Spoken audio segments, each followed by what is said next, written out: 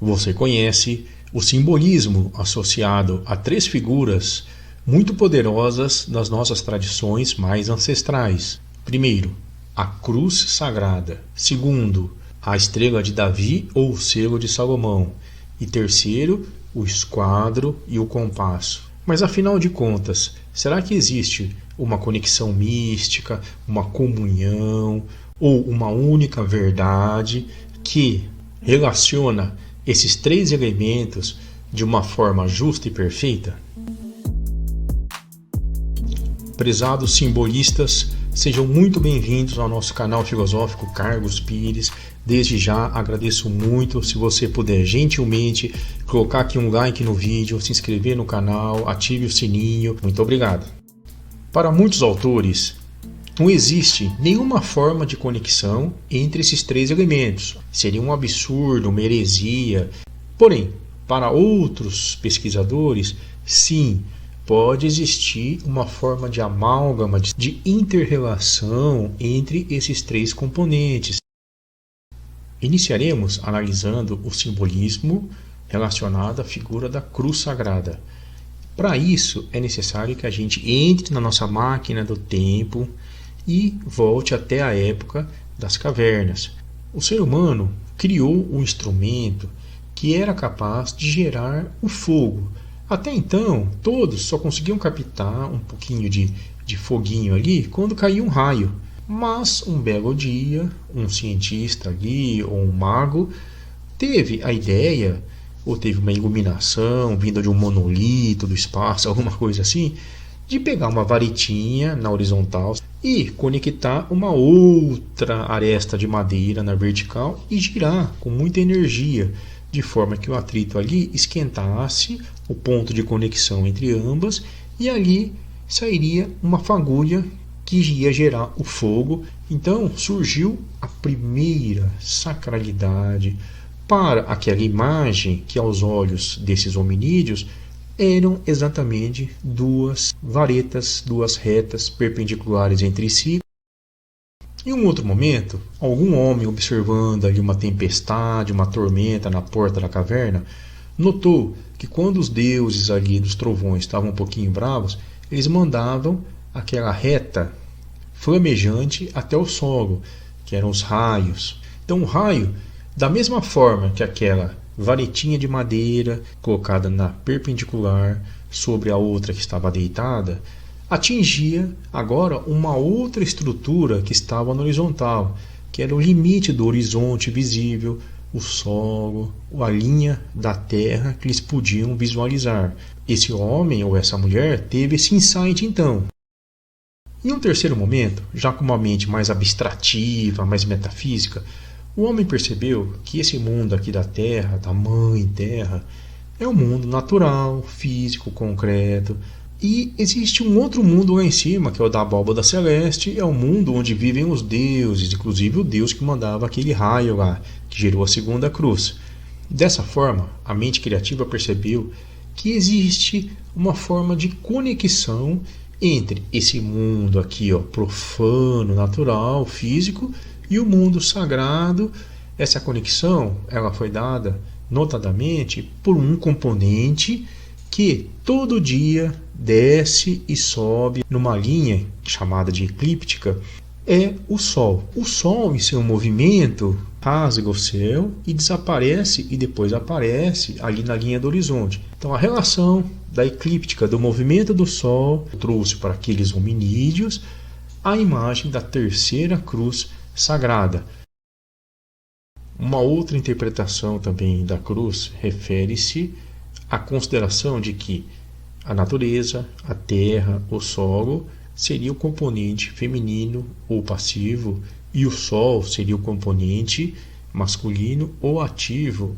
A conexão entre eles, obviamente, não é física, não é orgânica ou biológica, no sentido que a gente está acostumado aqui no mundo comum. Então, essa Mãe Terra continua casta, virgem, obviamente. A cruz também representa exatamente essa comunhão mística entre os dois polos que se complementam, se completam, masculino e feminino. A cruz também representa, nos seus quatro extremos, os 4 pontos cardeais, da onde nasce o Sol no leste e onde ele se põe no oeste, passando pela tangente da reta norte-sul. Os 4 pontos da cruz também representam os 4 elementos: terra, fogo, ar e água. O ponto de conexão das duas retas, vertical e horizontal, seria o ponto primordial, que também em alguns templos seria o centro espiritual, onde há um altar, onde há uma fogueira, que seria exatamente o centro da cruz, no caso gnóstica, esotérica, iniciática.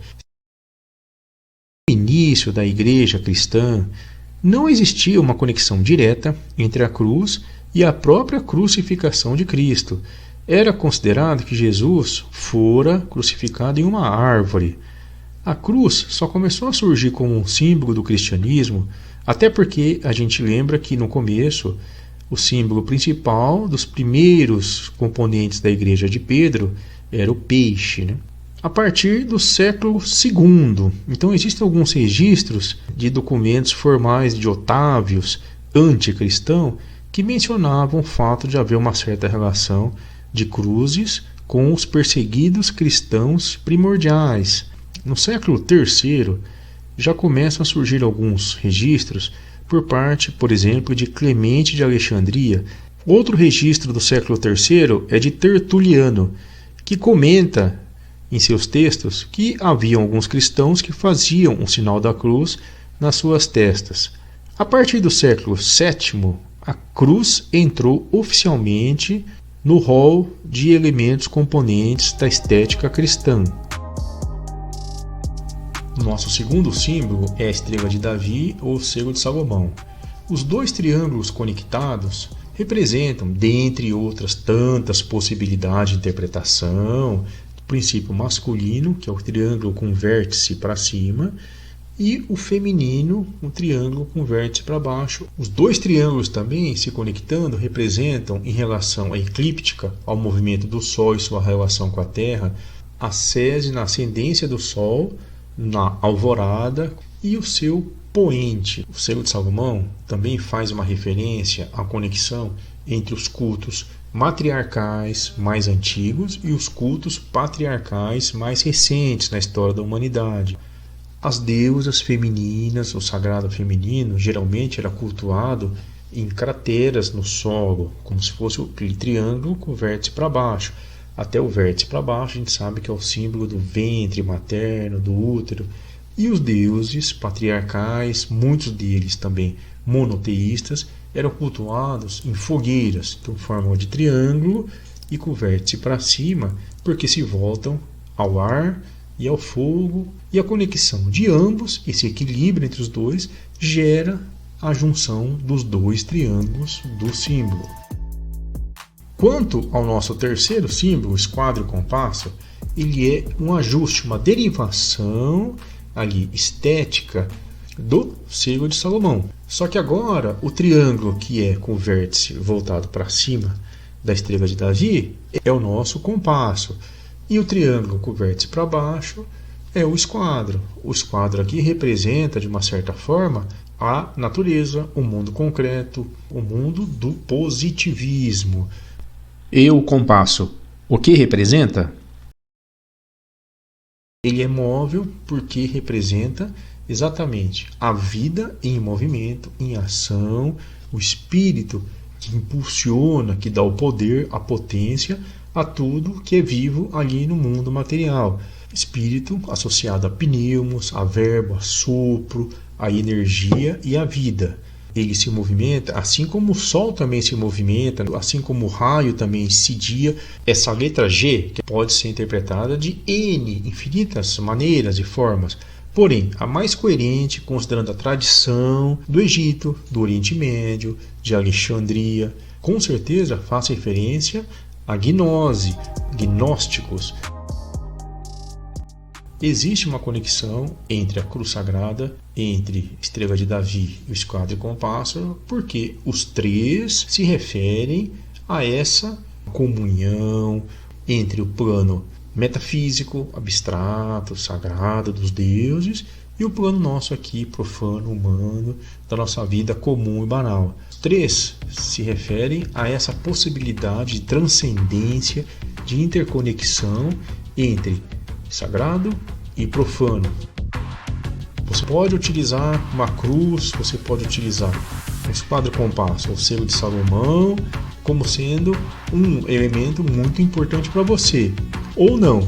De qualquer modo, nunca se esqueça de acompanhar aqui os nossos trabalhos em nosso canal. Muito obrigado, um grande abraço.